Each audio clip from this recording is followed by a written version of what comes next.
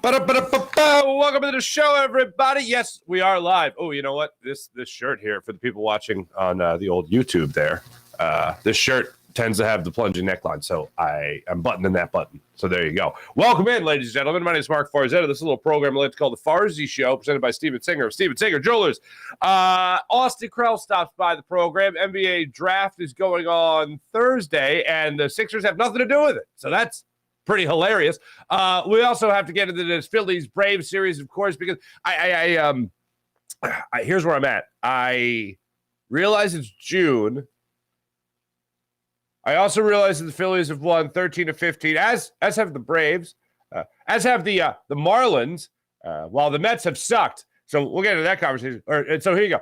I am looking at this series as if it's a playoff series. There, it's out. It's out there. It's out there. I have playoff vibes about this series. I know it's June. I don't care. I absolutely cannot wait for this series against the Atlanta Braves to get started at 6:40 tonight with Ranger Suarez taken to the hill against Spencer Strider. I can't wait for it. I'm as excited as you could be for a series in June, okay? They returned from the 7-game road trip after having great success in the 7-game road trip. They have been doing a phenomenal job of winning baseball games lately. They played the Braves and split with them in that 4-game series in Atlanta, and then they got swept by the Mets, and then the Mets went in the tank, and the Phillies started playing a lot better, and that's where they started this nice series run of just winning successive series. For me, this series tonight is a huge line of demarcation to the season. It's a huge milestone to the season, and it is absolutely without question a measuring stick of just how good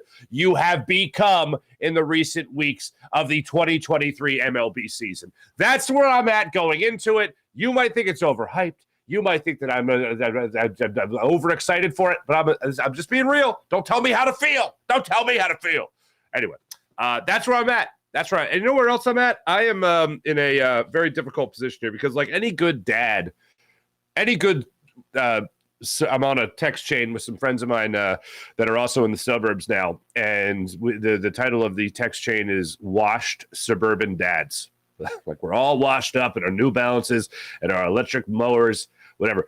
But on Father's Day, I was doing some yard work. Like I don't even mean intense yard work. I mean maybe 20 minutes of, there's some prickly bushes and vines that are growing into my yard in an area that Leo likes to run around now and all that stuff. So I'm like, let me trim those back because, I love my children, right? So I go around and with the clippers, right? And the little handheld ones and then the bigger ones, I'm going around and I'm trimming these things back off the fence so my son doesn't run into them, And I do that. I don't touch any of them. I don't pick any of them up. I have gloves on, but I was wearing short sleeves. So I don't know what the hell I got now on my arm. I'm not even going to show you because you might think it's gross. You might think it's really gross and stuff. It is, I don't know, man. I don't know if it's poison ivy. I don't know what the hell it is. I thought I got bit. I thought I had like a mosquito bite. We spray our yard because we have deer running through our yard and stuff. So we spray our yard. And so ticks and stuff. I don't want the ticks. So I don't know what the hell's on my arm. And it's like on my forearm and it's red. It's very itchy, so it'll be a test of my maturity as to whether or not I can actually go through this show without scratching the ever-loving hell out of my forearm. So in the comments, if you see me reach for the forearm, and I'm just like, you know that I'm trying to fight temptation, but you'll know if you see I'm losing because I don't know how I didn't wake up and just like in my sleep just scratch the hell out of this. So that's where I'm at, folks. And for anyone out there that has any remedies for this, I tried the cortisone. Still itchy. So that's where I'm at. Oh, I just did it. There we go. See, that's where we're at. So, So if you dads out there on Father's Day try to do the yard work, right, like you should, because it's not Father's Day unless you're working. Just let me know your remedies, folks. Let me know I had 15 years in landscaping, and this is a breakout. This is a breakout. Hey, speaking of breaking out, the Phillies really broke out. All-time great segue. Ladies and gentlemen, I don't know what has pulled them into this kind of hot streak that they are in right now. I don't know what has led them to win 13 of 15 games.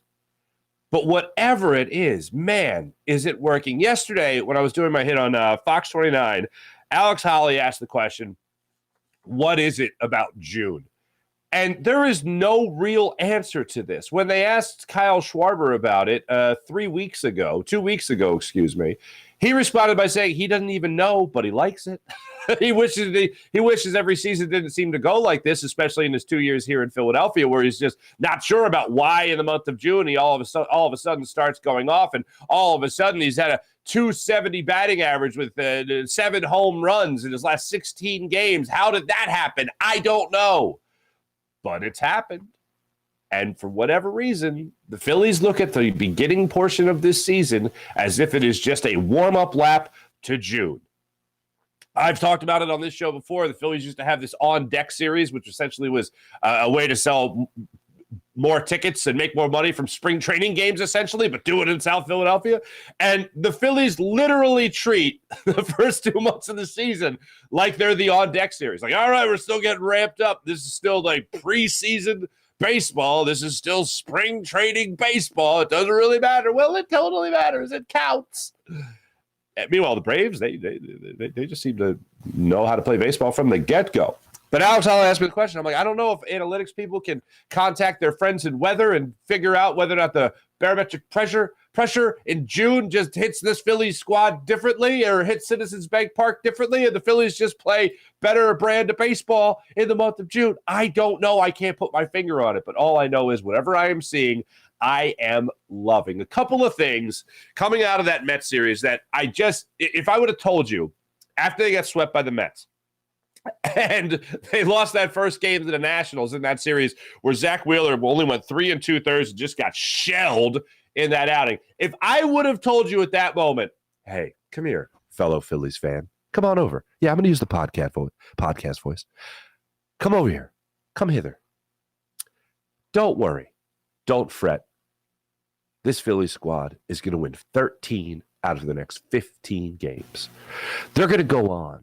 And they're going to win now, what is it? Nationals, Tigers, Dodgers, Diamondbacks, A's, 5 straight series. Ranger Suarez is going to look virtually unhittable. Zach Wheeler is going to put 3 starts together of not allowing more than a run in those starts. And he's going to take a no-hitter into the 8th inning. What? Aaron Nola is going to have a start where he takes no-hitter in the 7th inning. Taijuan Walker will be virtually unhittable as well. And you're going to have a couple bullpen games. And then Aaron Nola is going to be bad for 1 start. But then they're still going to win 13-15. Oh, and Kyle Schwarber is definitely going to go on that nice run. All that. So for me, if I would have told you that, what would you have told me? Would you say I'm crazy? I'm too optimistic? Because I'm going to tell you right now, I consider myself a fairly optimistic person. I try to be as real as possible. If I got to go negative, I'm not being negative. I'm just being real. I wouldn't have thought that was possible. The Phillies were going to go on this kind of run. Oh, even in June? Yes, in June. Especially going on that road trip where they hadn't been able to win on the road. 371 winning percentage on the road. Pretty terrible. I was trying to do the math yesterday. With 19 wins now on the season, what do they get? 30% of their road wins in one road trip? That's pretty remarkable. Looking at that Phillies team as they were in Arizona and then as they were in Oakland. Pretty remarkable. That's how good the road trip was. You get 6 wins, and all of a sudden it's 30% of your wins on the road this season. Now, just keep winning at home, baby. Just keep winning at home. It does give me great optimism. Now, a couple of things. One, if I would have told you that, you probably told me I'm crazy. And then the other, if I would have told you that this pitching staff would have come around, you probably told me I was crazy. The other thing is that if I would have told you 2-3 weeks ago, Derek Hall, when he's healthy, will not be playing first base for the Phillies, Cody Clemens has stolen that mantle, has taken that mantle as the Phillies starting first baseman, you probably would have said I'm crazy as well. But yet here we are. Phillies have won 13-15. Their starting rotation has certainly figured it out.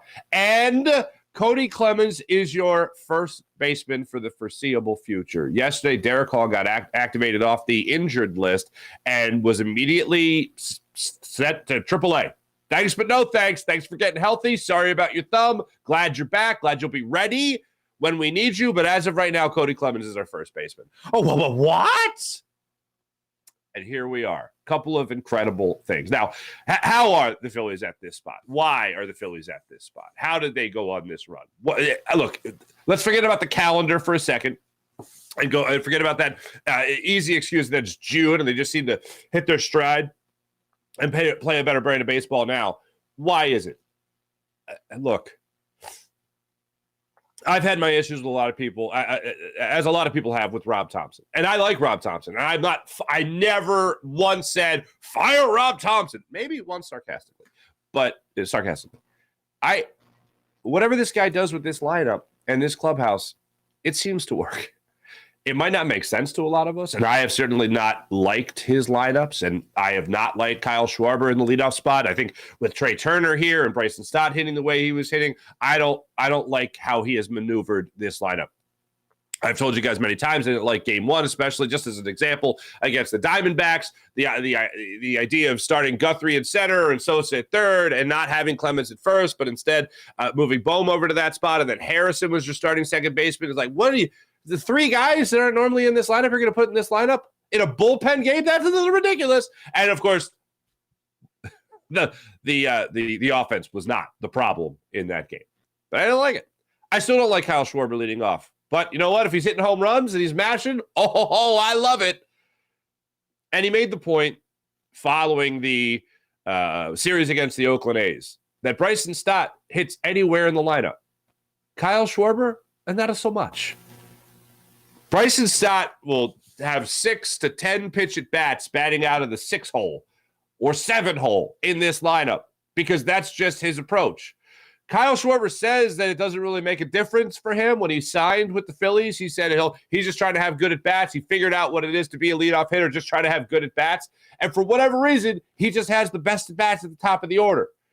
And the whole idea behind it, the intimidation factor, the making the wheels turn as early as possible for the opposing starting pitcher. Like, you don't think Spencer Strider right now is thinking, okay, I gotta face Kyle Schwarber tomorrow. First thing, when I get out of the mound, Kyle Schwarber's the first guy I'm going to be staring down the barrel of as I go and take the mound at Citizens Bank Park. Not only is it going to be 3 hours, 4 hours of hell at CBP, it's got to be Kyle Schwarber leading things off for me. There's a intimidation factor there. And then Trey Turner, I know the experts will say that he's moving his head less and all that, and that could be very much the case, and that's what everybody is saying. I can tell you right now, as a non-Major League Baseball player, I can't give you that type of analysis.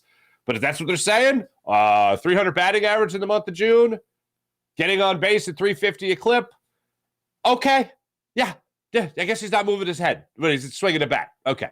It took him a while to figure that one out. Apparently it's working.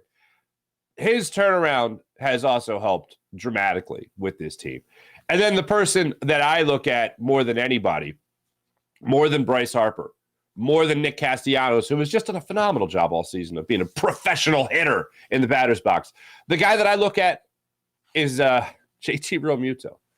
What he has been able to do in this month and what he's been able to do over his last 6-7 games, he has just been remarkable. You talk about a guy locked in, dialed in, what he's been behind the plate for this team.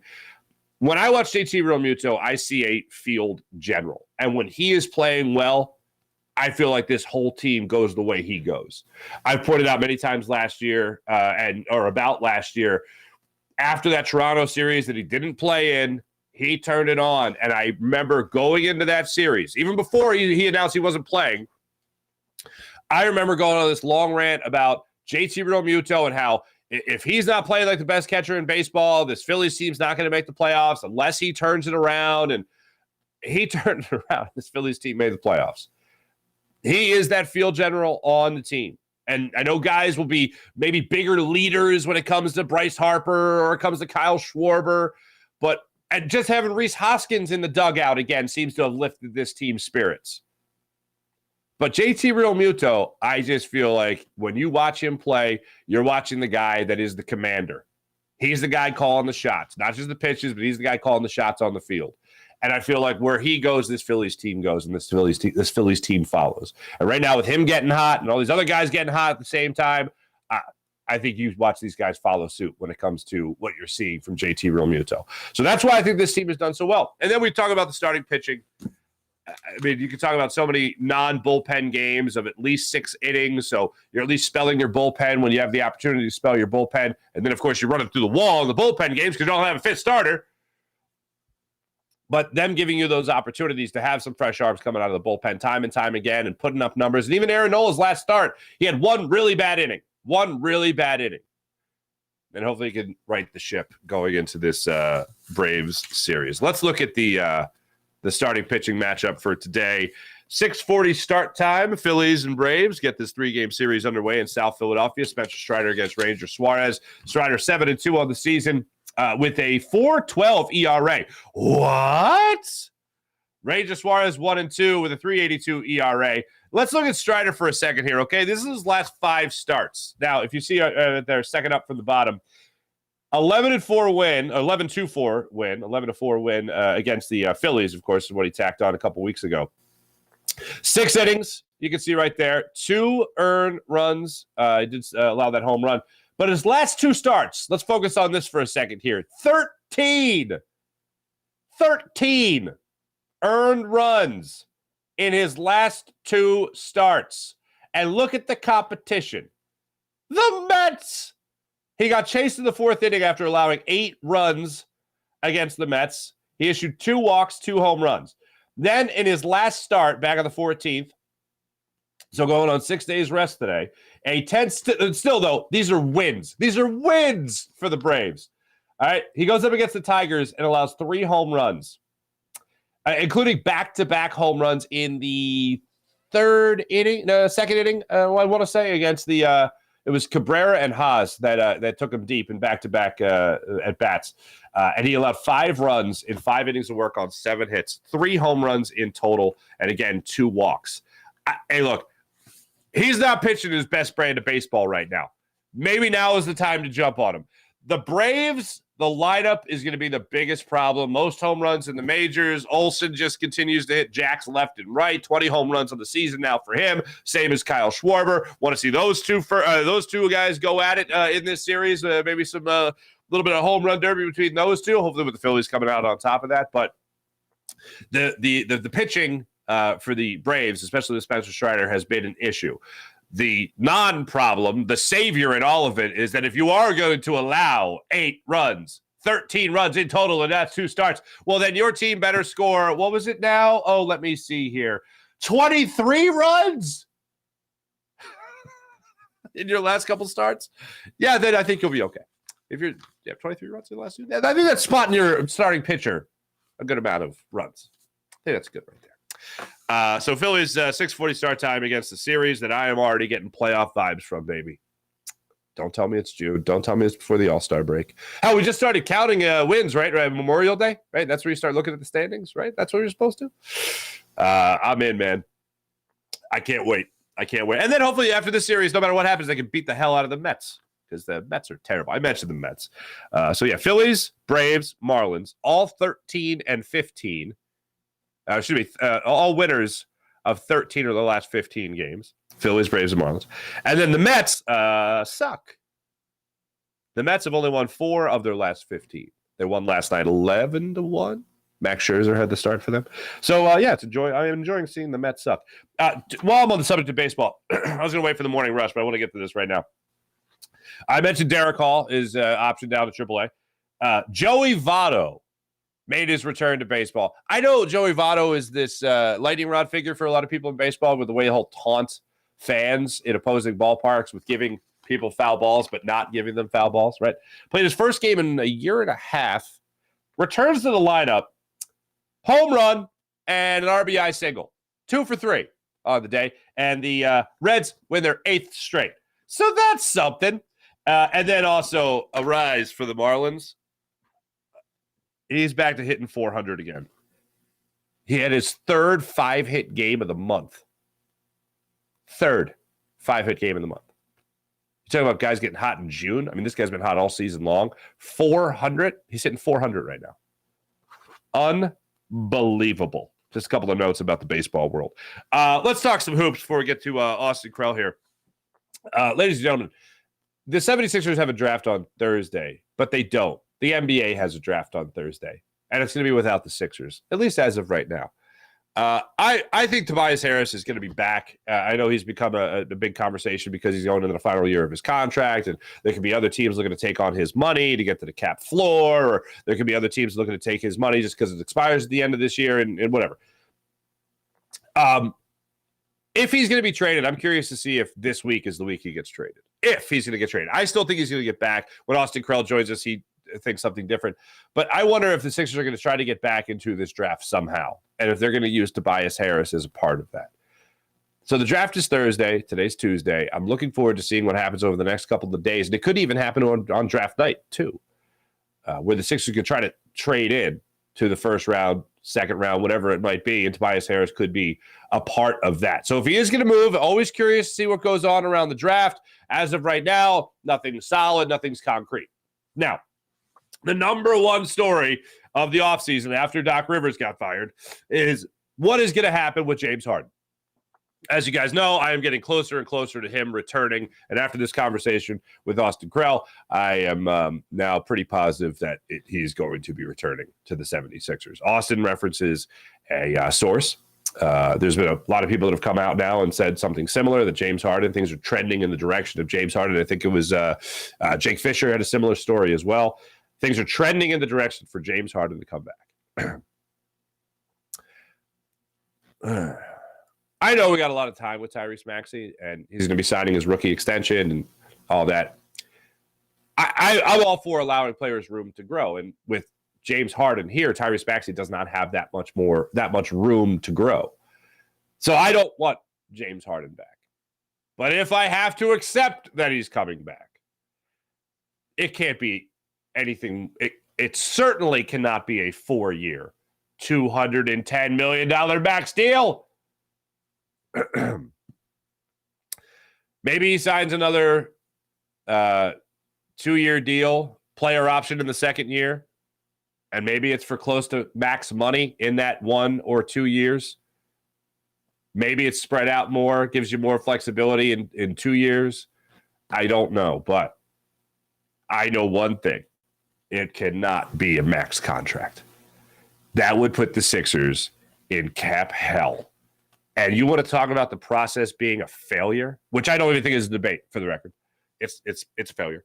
The bigger debate is why it was a failure. But that would be a complete about face from the process, where not only did you start out with 5 first-round picks, a ton of cap space, and all that from the time Hinkie was pushed out, you're going to be in cap hell if you put James Harden on a max deal.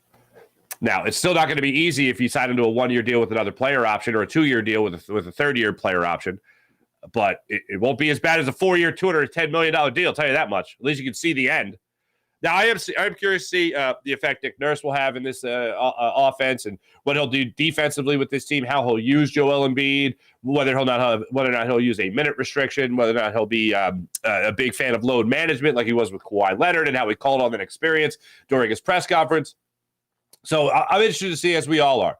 Austin has a lot of good things to say about Nick Nurse and his style. He's been watching a lot of tape. He wrote a story for his new publication, by the way. He switched publications. He's gone from the Painted Lines to 97.3 ESPN as their Sixers insider there. So he's writing pieces for them there. That's where you guys can check him out. But yeah, he gets into this interesting conversation about Nick Nurse and what he could do with this offense. Nick Nurse at his press conference talked about how Joel Embiid, he's going to be looking at him to be more of a facilitator. Nikola Jokic is similar, but definitely not a triple-double type of numbers from Joel Embiid. But I'm curious to see.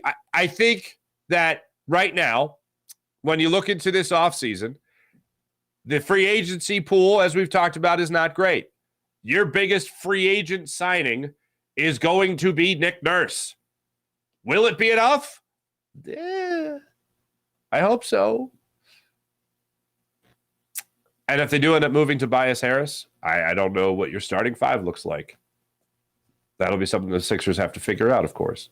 But we'll get into all that and more with Austin Krell coming up in just a second. But right now, let me tell you about my man, Steven Singer of Steven Singer Jewelers, the other corner of 8th and Walnut, right there on Jewelers Row. For over 40 years, Steven has been in the love business in Philadelphia, helping people get engaged and fall in love each and every day. So go to the other corner of 8th and Walnut and experience the perfect price. Experience the man that has his staff of real jewelry professionals. Make you feel like a real family member at the other corner of 8th and Walnut. Now, what's that perfect price? The perfect price is a price that is just that, perfect. While other jewelers are marking things way up, just to mark it down a couple of bucks in front of you, Steven keeps it at that perfect price so you don't have to feel the pressure of haggling, negotiating. You don't have to worry about that. You're just getting taken care of by a real jewelry expert that, once again, wants to make you feel like a real family member at the other corner of 8th and Walnut. Steven Singer Jewelers, one place, one price, a perfect price, online at I8StevenSinger.com. That's I8StevenSinger.com. Steven Singer Jewelers. Without further ado, let's jump on the Rothman Orthopedics guest line, talk to our friend Austin Krell.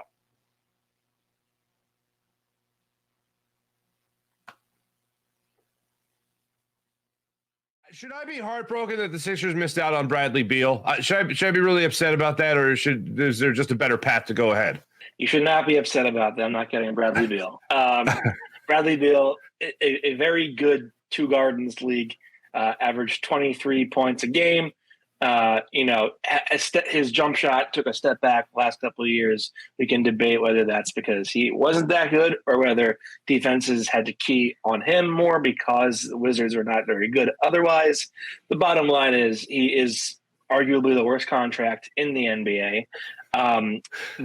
He has a full no trade clause. So, and I do believe, if I'm not mistaken, that moves with him. So even if they wanted to move him, let's say a year from now they decide, okay, it hasn't worked out, let's move him. They would have, he would have been able to say, well, no trade clause. So, and that would have been a headache in itself. But the guy is making $40 million and change this season. He was about to average $50 million per year. And he's never been a great 3-point shooter. And I think if you look at the fact that he is apathetic at best on defense, how does that gel with Tyrese Maxey?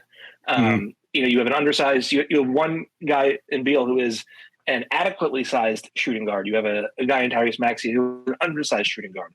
You're going to have arguably the worst defensive backcourt in the NBA. That puts a lot more pressure on Joel Embiid, although James Harden certainly isn't anything to write home about defensively. But at least James Harden can back it up on offense with an array of playmaking abilities in addition to his scoring, even if his lows are very low. So I just don't see the fit in Philadelphia. Quite frankly, I don't see the fit in Phoenix either. I think it was I think that the deal that sent Beal to Phoenix was the ultra rare. Yes, the team that sent the best player out got basically nothing in return for him, but the team that took him in also has four guys making over $30 million, and it's not a great fit, and they don't have a point guard, and they're already $4 million below the second apron, so they really are tongue-tied what they can make, and they only have a roster consisting of 8 guys. So they're gonna have to find a way to move money around and turn this guy or that guy, maybe DeAndre Ayton, into multiple role players. They're going to be extremely top heavy, and I don't know that Beal is the guy that you want to go all in to make that for. I think and above all that, they are a very mid-range heavy team, which is great, but in some cases the math is going to win, and 3 is going to be worth more than 2. So if you're shooting 65% on mid-range jumpers for a game, but other team hits 16, 17, 18 threes, I don't know that it's going to go your way all the time. So I do think that it is a bizarre fit at best in Phoenix. If you ask me, I think the best place for him would have. Oh, what a cliffhanger. What a cliffhanger. You froze for 1 second. The best place for him would be what or where? Milwaukee. Milwaukee. Okay. That was so perfect. The digital gods where they're playing with us right there. The best place for him was to be Milwaukee. Okay, fair enough. So here's where I'm at, and I agree with everything you're saying there. Paying him for an additional 4 years, and it'd be like having Tobias Harris, his contract all over again, but worse, I think. When it comes to James Harden, though, I mean, I don't know. I felt like he was definitely not back. And then I felt maybe he's back. And now I feel like I'm at 50-50 that he does come back. I don't know if it's got to be the Nick Nurse deal. Obviously, it's got to be the fact that Doc Rivers isn't here anymore. Where are you and what have you heard about the return of James Harden? I was actually talking to someone who is connected to an agency in the NBA yesterday, and they said that they have heard that the winds have turned and that James will likely be heading back to Philadelphia. That isn't directly from the horse's mouth, obviously, but that is people who are plugged in. So I do think that it's closer to 60-40 that he is back in Philadelphia now. I think Houston is slowly losing their optimism that he was going to come back. Although, quite frankly, if Houston wanted him, they could have paid him and he would have gotten a plane and gone. He would have, it sounds like by all accounts, Houston was his first choice to come back, was to go home. So the fact that he isn't kind of, in some ways of framing it is running back to the Sixers now, it tells me that Houston wasn't all that interested or, concerned with his services. So I think there is a little bit of pride at stake there, but also, from the start, from the moment the offseason began, the Sixers stance that they have been willing to reveal has been, we're not going to cave to giving him a max, especially if that is not what his market is. We would be interested in, a multi-year deal. I've gotten the feeling that that's something in like the 2-year range. So if it's 2 years and, a base salary raise from his last season's salary where he's like making 38 to 40 million. And that's not, it's without even doing the math. I don't know exactly what the amount they can give him is, but I would imagine it's somewhere in that vicinity, in that ballpark. I think it could look like that. Maybe a 2-year +1, maybe another 1+1 with a player option. I think there is reason for him to think, like, let's give Nick Nurse a chance here.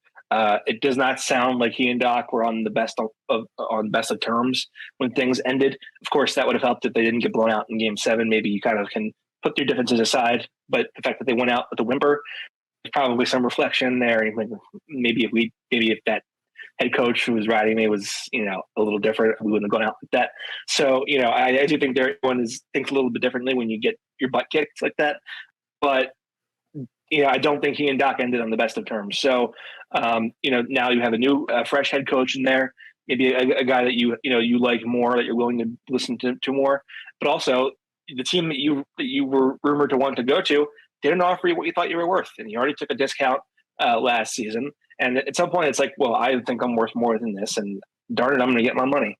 So, I think that's where James is, and Houston has kind of gravitated away from not only the desire to have him back, but also the feeling that he's going to come back. I mean, everything you hear now is Houston is starting to think that maybe he won't come, and maybe that they were being used as leverage, and the Sixers are now increasingly confident.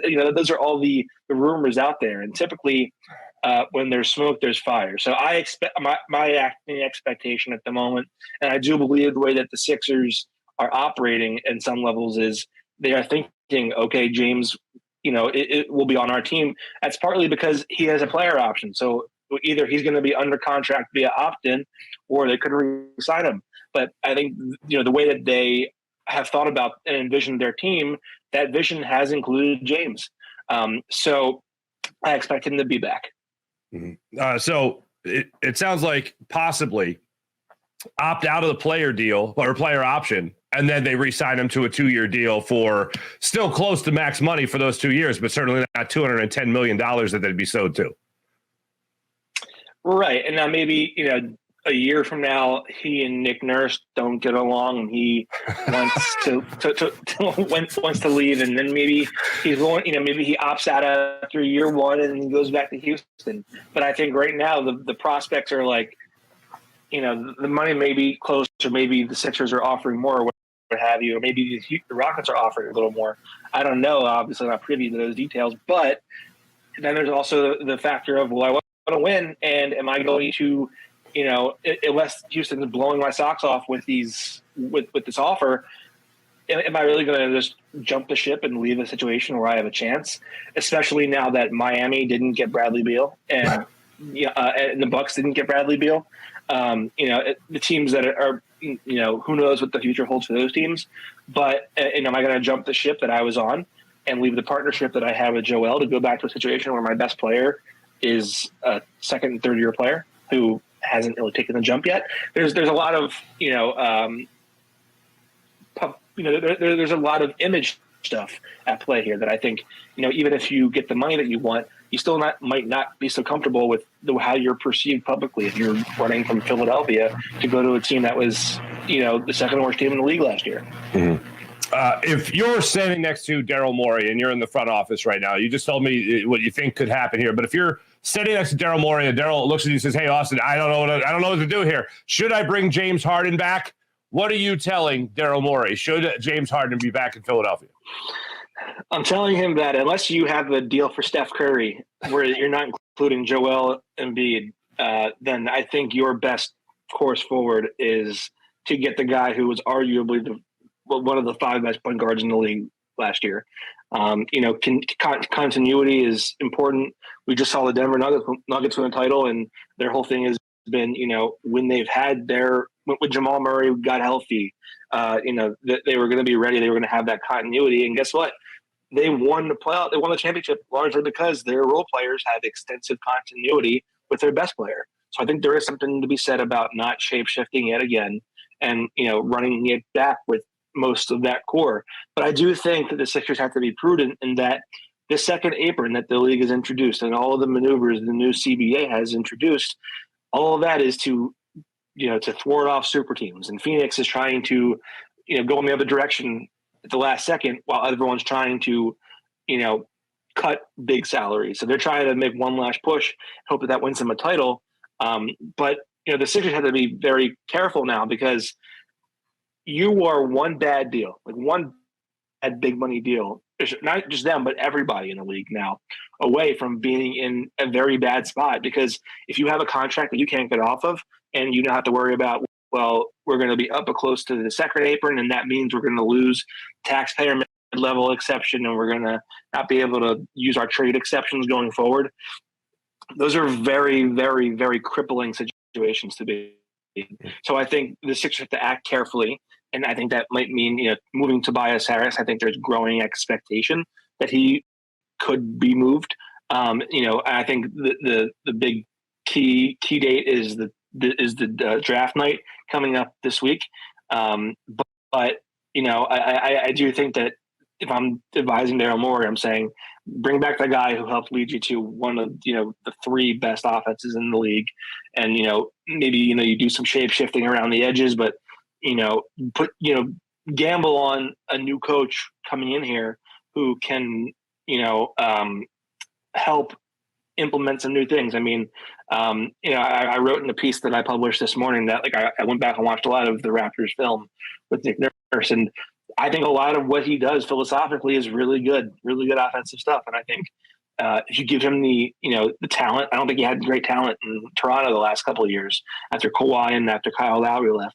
So you give him the talent, I think he can really make some things happen. So I think you run it back, hope that a new voice works. And I mean, we'll see how it goes. Maybe this time you're a 2 seed in the East, or maybe the 1 seed, and then you're not playing the Boston Celtics the second round.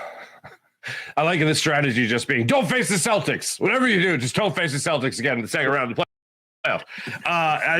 That's a good strategy. That's definitely a good strategy, especially if you're the Sixers. Let's talk about Tobias Harris. What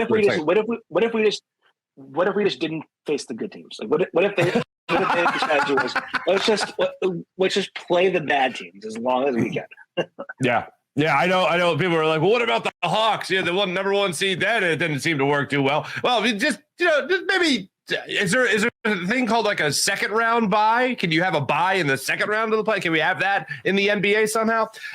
Anyway, Tobias Harris. My assumption is that he is back, that he is in the starting 5 again next year. I don't think they unload him in the offseason. If they do, I'd be very curious to see what they can get back for him. But I think he's back. What do you think about Tobias Harris? I do not think he'll be back. Okay. I believe that pretty sincerely that he will not be back. I just think there are too many teams around the league who are getting ready to head towards a rebuild. I think Washington, the prime example of that, where they're like, hey, we'll take on, some bad money. They'll give us a pick or two. I mean, Washington has Kristaps Porzingis, who makes similar money and is a better fit for the Sixers than Tobias is. They just traded Bradley Beal for pennies. That was a different situation because they had to. But, I could see that being a good matchup for the Sixers trade-wise. There are other teams like the Detroit Pistons, like the maybe the Spurs, or the Oklahoma City Thunder, teams that have these draft capital, who are thinking, we need a little bit more veteran presence. And what if we brought in, this guy's on an expiring deal, we get a pick to bring him on too. But then, hey, maybe at the deadline, and if we're 30 games under 500, we flip him to somebody else who needs a forward. There could be a team who's starting forward tears an ACL, knock on wood, but that's the reality of sports. He tears his ACL and suddenly they're like, we need a 4. Let's go pick up Tobias Harris and for the last half of his 1 year remaining. And then that's a win-win. So I do think that there are enough teams out there who would be willing to take him for at least half a season, who are not trying to be competitive, who, would be willing to give you something back for him. Now, I don't think you're going to get a great return unless, I think Porzingis is the high A, 95 percentile outcome for Tobias on a return. But if you're, water gun to my head, I'm saying I don't think he'll be back. I like the water gun. I like the water gun at that. All right, so let's look at free agency then. I'm seeing mixed things about Fred VanVleet. The Sixers were in, the Sixers are not in. He's here, he's not, whatever. But is there anyone, Fred VanVleet or anyone out there in the free agency world that you see is not only a good fit or likely, but somebody that you'd like to see here in Philadelphia? So I think Fred VanVleet as like your sixth man is a good get. Mm-hmm. I think he's a good fit. He'll get up 10 threes a game. If you're playing him next to Joel in a second unit, I think that's a very good fit. He won $30 million per year, the rumors are. So I don't think, they just simply don't have the space for that, especially if they already have 2 starting guards who are, one of which was Tyrese Maxey, the other is James Harden. You're going to be paying Maxey, I think, like a rookie max extension starting next year. So do you have, you don't have enough space to pay 3 guards that kind of money. Wow. I don't really see the fit, but also I get the sense that maybe like he isn't at the forefront of their plans per se. I think there was interest in him coming, on his end, and maybe they've, I don't know this, but maybe they have had discussions, but I just don't see the fit there. I would be interested to see like maybe if a Chris Paul gets bought out, would there be interest there? The Los Angeles Clippers are rumored to be in on him, and so are the Lakers. Would he be willing to accept a second unit role as like a 6th man? Would he trust Daryl Morey again after Daryl traded him to Oklahoma City? Would he want to play with James Harden again? But that's a guy who is not going to be making a ton of money on his next deal, and the veteran minimum is increasing. It's like 2 3s, I think, this upcoming season. So maybe he's willing to take that kind of money to be on a contender. But that would be the kind of guy I'd be looking at if the name is readily available. I think what we're seeing here is there's just it's not a very strong free agency class. And quite frankly, I wouldn't be surprised if many of the current Sixers free agents, like a George Niang, a Paul Reed, Jim McDaniels, those guys are back.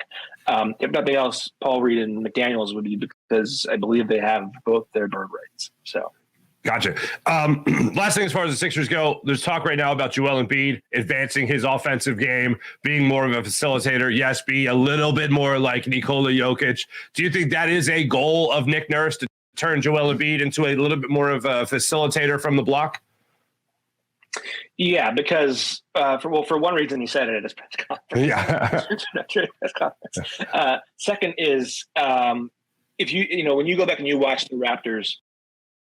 With when they got Scotty Barnes, and then before that when they had Marc Gasol, they were very good cutting teams. The reason they were good cutting teams is because they had good playmaking around the middle of the floor. So you have guys setting a screen, he's rolling, and then they're throwing an entry to him, and then you have guys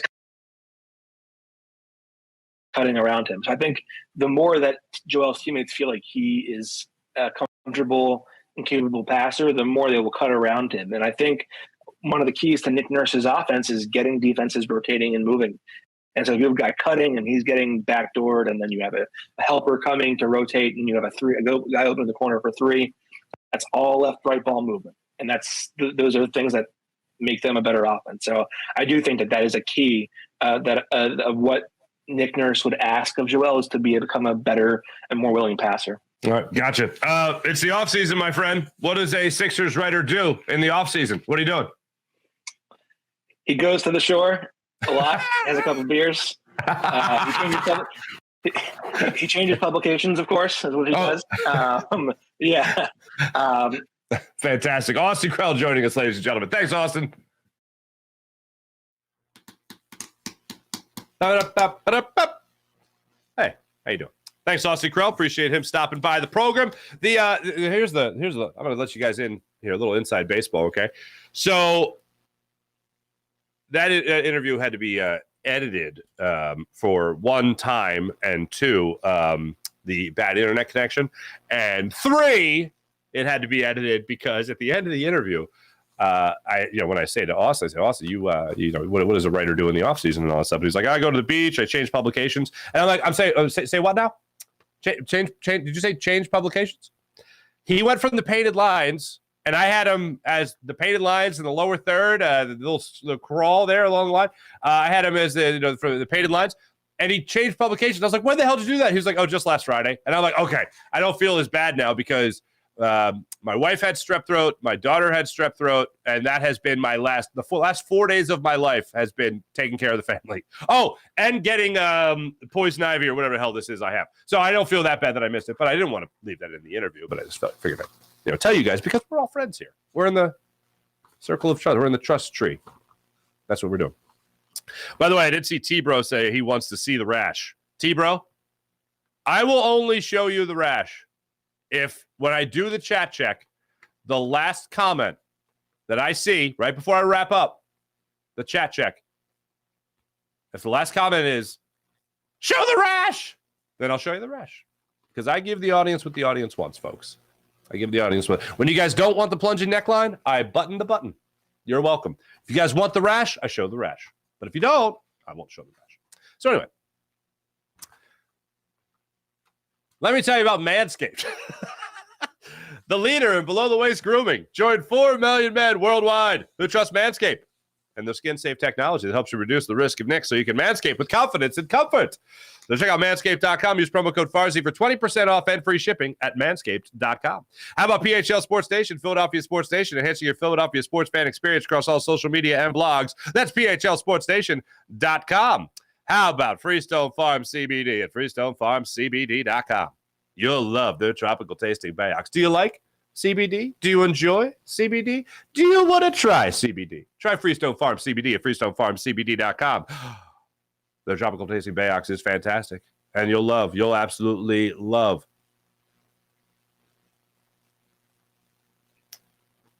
their Hindu Kush that clocks into the chart, topping 24.1%, and Super CBD, which is half Hindu Kush. There you go. So, ladies and gentlemen, try Freestone Farm CBD at FreestoneFarmCBD.com.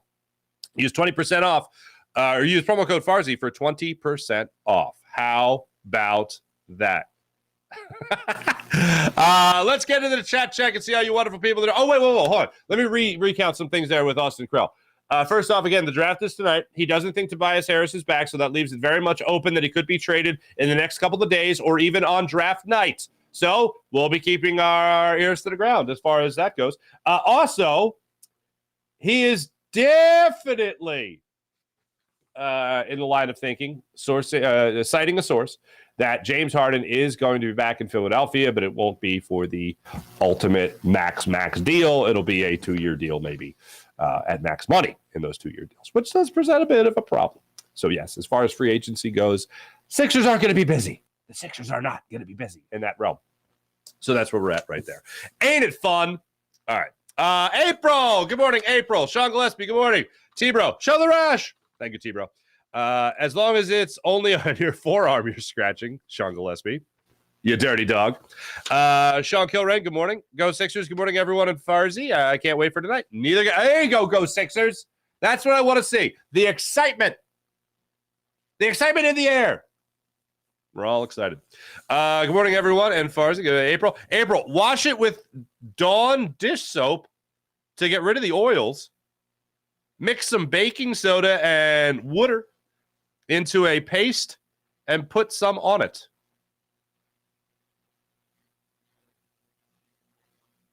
Thank you, April. I would have never done that. I might even try that. First step, get baking soda. Feel free to PayPal me a copay fee. April, you got it. Sean Kilrain, with all the trade of getting Paul Goldschmidt, would you trade for pitching like a guy like Lance Lynn? Thoughts, by the way, he threw for 16 Ks. Yes, I have seen Paul Goldschmidt, who is an MLB.com, put it out there. Paul Goldschmidt is a likely landing spot for him is first base with the Phils. I definitely think it makes sense. I'm a huge Paul Goldschmidt fan. My only thing is the Phillies don't have a plentiful farm system at all. The good news is that they have Bryson Stott, who's young, Alec Boehm, who's young. Obviously, they have Ranger Suarez, who's young. They got some good young players already at the major league level. They're going to be spending a lot of money on Trey Turner for the foreseeable future. They're going to be spending a lot of money for the next 5-6 years with, 8 years with Bryce Harper. No, 5 years with Bryce Harper because it cuts off, $22 million in the final 3 years? Either way, in the foreseeable future, they're spending a lot of money, as we know. So I'd like to know that they've developed some talent to come up and help take those spots because he's not going to be carried by Boehm and Stott for the foreseeable future as far as young talent goes. So I would be careful. I am definitely kicking the tires on Paul Goldschmidt. I'm seeing what the asking price is going to be. A power hitting third baseman like him, especially with the year he had last year, he's definitely somebody that a lot of people are going to be interested in. I am kicking the tires at least. I don't think they're going to have the opportunity to go after pitching. I think you're not going to be adding a legit fifth starter. I think what you're going to be looking for in the second half of the season is Christopher Sanchez to start more games for you. I think you're going to be looking for Andrew Painter to come up from the minors and make starts for you. But I don't think the Phillies are going to be trading for a starting pitcher. I don't think that's happening. They have 4 starting pitchers. Aaron Nola is the one that has struggled the most. I showed you guys the numbers yesterday from Corey Simon. He put the numbers together.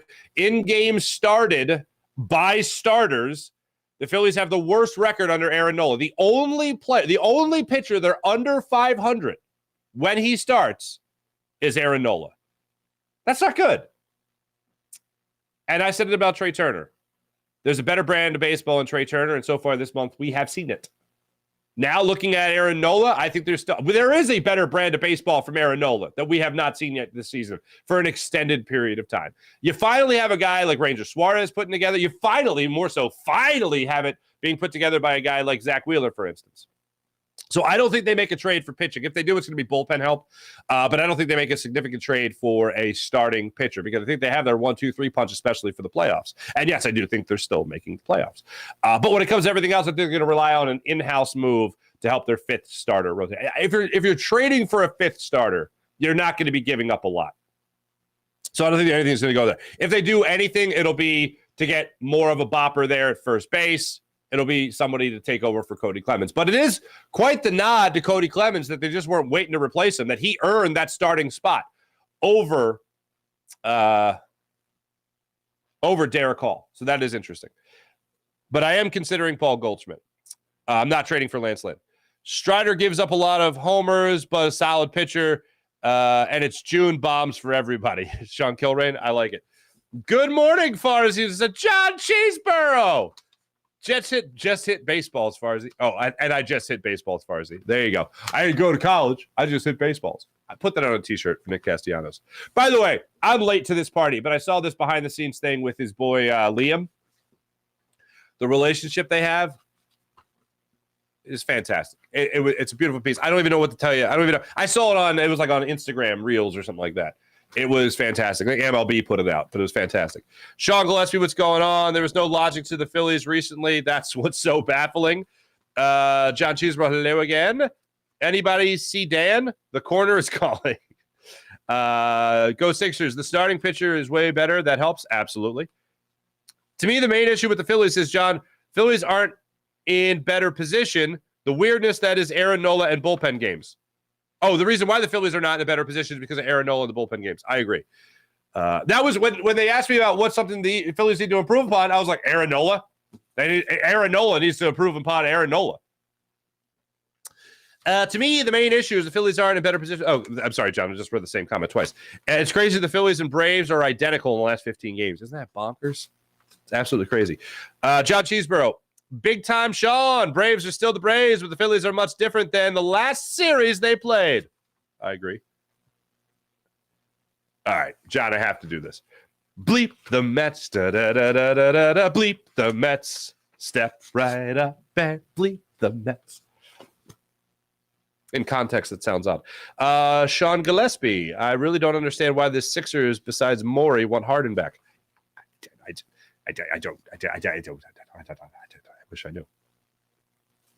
Well, the idea here, if I am the trial lawyer for the Sixers here, and I have to argue a case for Daryl Morey and for the Sixers to bring back James Harden, the case would be made as this.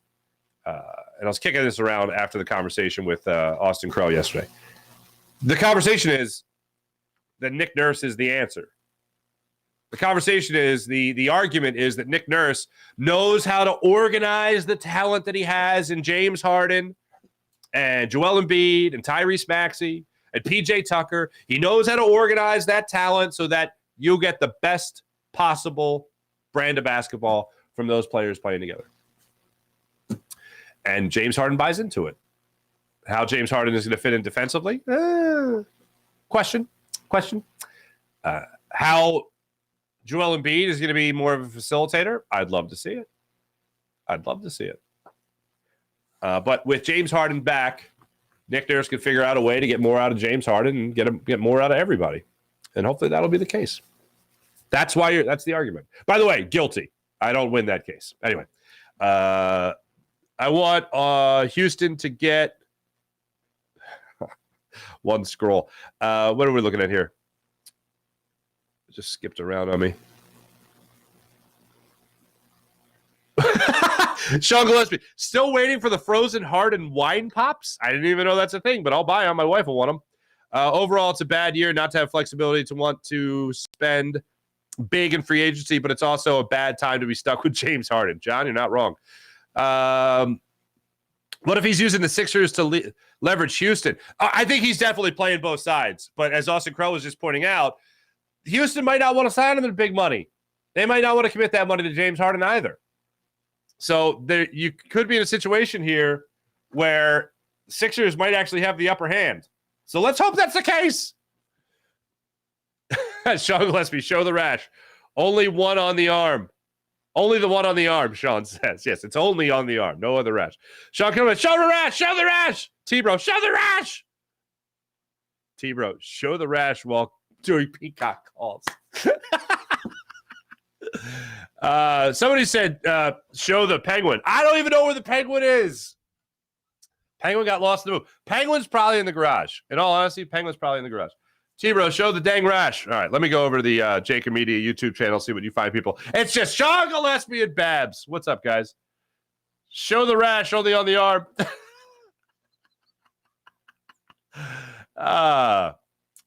Babs, what's up? Farzy, level out. Strider hasn't been great this year.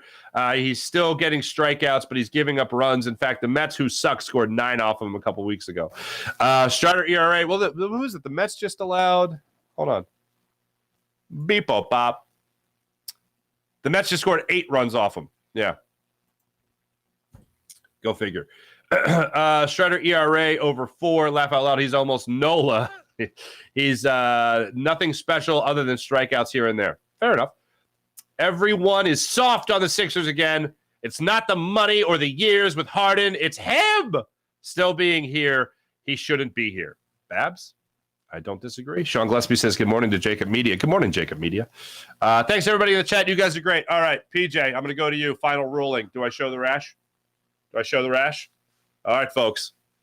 For the people on the podcast, I don't know. Maybe it's not that nasty, but can we get involved there? Is it? Yeah, there we go. All right. Right here.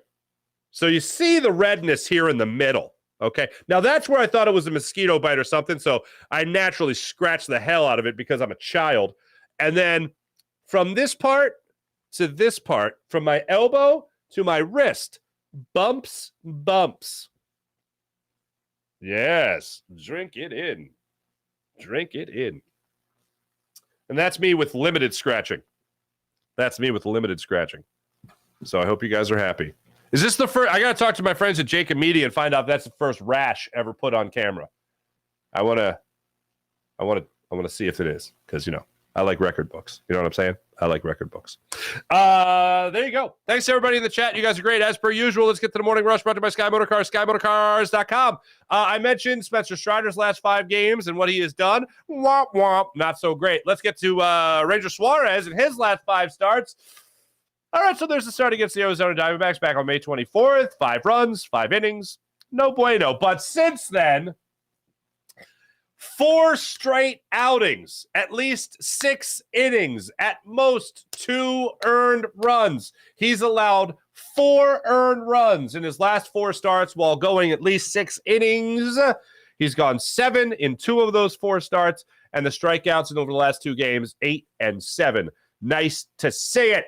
And also allowing no more than 4 hits in those 2 games in his last 2 starts, and 2 walks as well. So Ranger Suarez, as you all know, has certainly figured it out. And I think it's a great sign that his last 5 games have been bookended with completely different outcomes against the Arizona Diamondbacks. 1 back on the 24th of May, 5 innings, 5 runs, and then 7 innings, no runs in that 10-inning performance. So Ranger Suarez pitched his guts out in that series against the Arizona Diamondbacks in his start against the Arizona Diamondbacks and did not even get a win to show for it. He only has 1 win in his last 4 starts. Those results, of course, off ESPN are W's for the team, not W's for the starting pitcher, unfortunately. So when I see that, I see this. Just, Damian, what the hell, man? What? That's what I see. Thanks, everybody. Appreciate you guys. You guys are great. I will be back with you guys tomorrow, hopefully breaking down another Phillies victory, this one over the Atlanta Braves, and also talking more about the NBA draft and what the Sixers could be doing with Tobias Harris come draft night. Talk about all and more on the Farzy Show. Thanks for watching. Thanks for listening. Make sure you guys like, subscribe, all that fun stuff. Jim Hyden produced the program, did a wonderful job. For those on Jacob Media, thank you so much. For those on the Farzy Show channel, thank you so much as well. Have a great rest of your day, everybody. Talk to you tomorrow. See ya.